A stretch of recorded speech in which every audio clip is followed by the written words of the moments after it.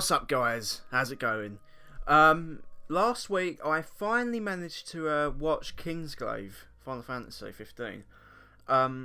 After many months of waiting, because I've been very excited about this movie. I've finally been able to see it as I bought it on the old PlayStation network. So, just beforehand, this will contain spoilers regarding the ending and most of the story plots in the the film itself. So, I will not be doing a no spoiler review. There are other no spoiler reviews out there on YouTube, so feel free to go and look for those instead. But this is a full-on spoiler review of Kingsglaive Final Fantasy 15. So obviously, at the Uncovered event, they revealed the Kingsglaive film, and we've all been hyped for a little while for this film because it takes place before Final Fantasy 15. Or it takes place during the events of the beginning of Final Fantasy 15, as it shows the fall of Insomnia, which is spoken about in the game quite frequently. Now, this movie has been getting bad reviews quite a lot, quite a bit since the movie came out. A lot of movie critics have been rating it pretty low. I feel like this film is definitely more for Final Fantasy fans, personally. But it is still a really good film overall. The CGI and the computer graphics, everything about this film is freaking beautiful. I've never seen a movie in terms of CG that has looked this beautiful. So much money has probably been poured into this movie. But it's just great.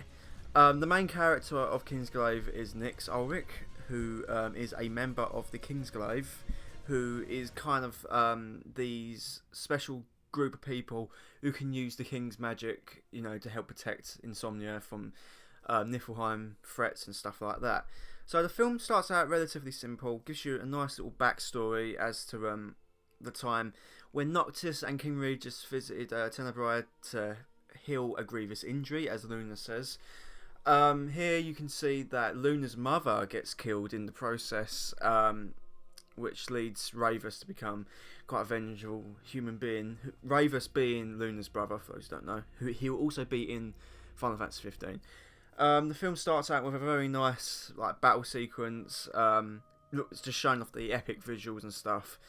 And then then the movie starts kicking off, and you can start to see where the cracks are starting to show. Not in terms of the movie itself, but in terms of the storyline. When I mean that, how you can start to see the fall of Insomnia. So, Niflheim decides that they want to do a peace treaty with King Regis and the whole of Insomnia to stop to stop the war that's been happening for over 100 years and stuff like that. So, the peace treaty... Of course the peace treaty was never going to go well. The peace treaty was never going to go well, and of course it didn't. Everything falls to crap. Obviously Luna was kidnapped by the Empire. So, it would distract the Kingsglaive while this was all happening. So the crystal was stolen, everything goes to crap. King Regis does actually die in the film, which I found to be quite shocking. I always thought his death would have been faked, but nope, apparently not. There's quite a lot in this film. The main key characters I feel was King Regis and Luna. The characters that appear in the game look great in the movie, apart from Luna, for me. Luna looks really off in the movie compared to her in-game model, but that's just me probably.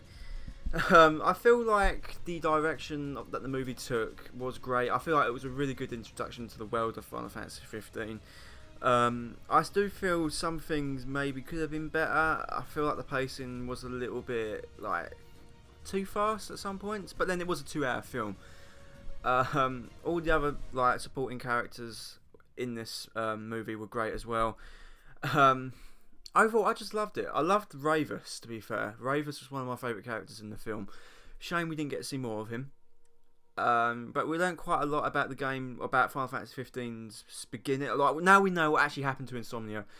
And, we kind of can tell where the story, or how the story is going to flow in the Final Fantasy 15 game. Another one of my favourite characters is Arden, Asunia. Man, he's such a slimy bastard, I'm not going to lie.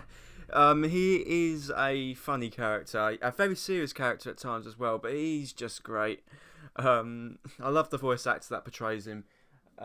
He's just freaking brilliant. He's such an epic character. The character development in this film was pretty good. Overall, compared to other video game movies which we've had, compared to Ratchet and Clank the movie, this is actually a pretty solid addition to the whole Final Fantasy movie collection, I suppose you could say. Yeah.